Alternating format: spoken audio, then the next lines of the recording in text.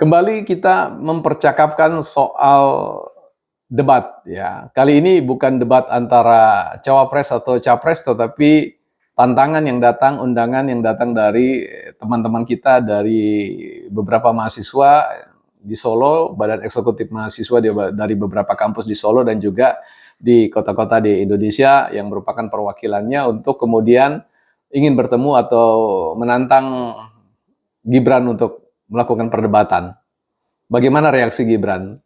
Ya, tentu teman-teman ini menarik ya untuk kita percakapkan dan menjadi satu hal yang dipertanyakan sebenarnya mahasiswa ini ingin berdebat dengan siapa soal apa ya. Kalau dikatakan misalkan ingin berdebat dengan Gibran sebagai seorang cawapres, maka tentu jawabannya Gibran tidak akan pernah bisa memberikan ruang itu.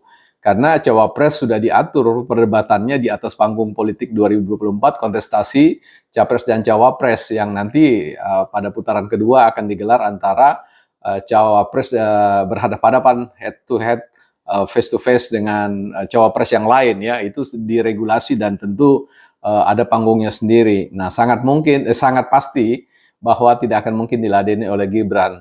Kalau mahasiswa atau teman-teman BEM itu kemudian mendatangi Gibran sebagai seorang Gibran yang adalah wali kota, tentu juga Gibran tidak akan menghadapinya, memutuskan untuk bertemu karena ada mekanisme-mekanisme untuk menampung yang namanya opini publik, ya termasuk dari pandangan-pandangan rekan mahasiswa. Ada audiensi bersama dengan pemerintah, bukan hanya yang biasa terjadi di legislatif, ya audiensi dengan anggota DPR, tetapi audiensi dengan pemerintah, eksekutif, birokratik, yang kemudian selalu ada tempat dan mekanisme yang diatur agar supaya mekanisme audiensi, mekanisme dengar pendapat ya itu kemudian bisa menjadi sebuah agenda yang dapat di follow up oleh pemerintah.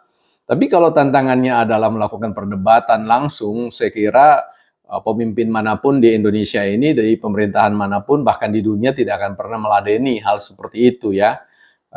Karena memang tidak proporsional untuk dilakukan mekanismenya seperti itu.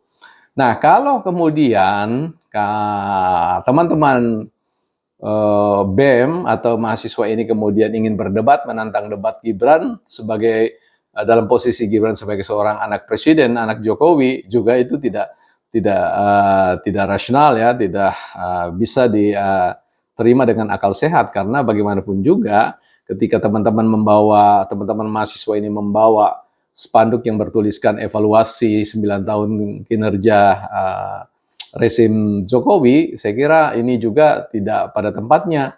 Karena untuk melakukan kerja evaluasi terhadap 9 tahun rezim pemerintahan Jokowi itu tidak bisa dilakukan secara face to face atau langsung ya. Karena ini persoalan mengatur negara, memerintah negara, mengurus negara, ini persoalan yang sangat kompleks, super kompleks ya.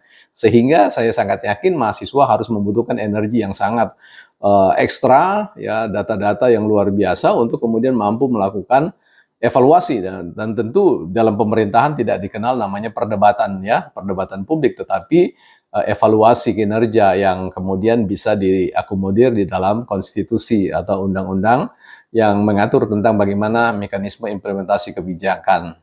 Jadi ini perlu disadari ketika mahasiswa datang mendatangi Gibran atas nama apa, atas nama cawapres, atas nama wali kota, atau atas nama anak presiden. Ini perlu ditegaskan ya.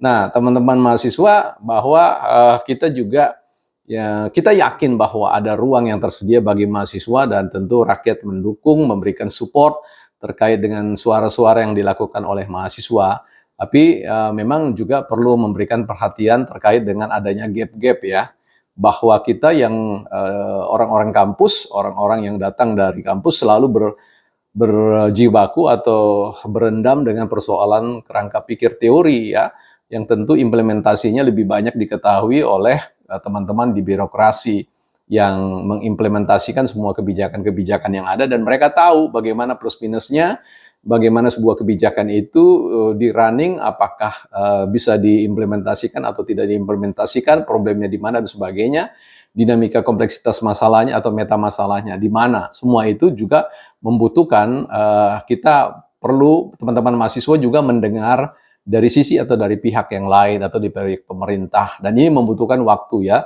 tidak bisa dilakukan dalam konteks demokrasi jalanan atau demokrasi toa ya.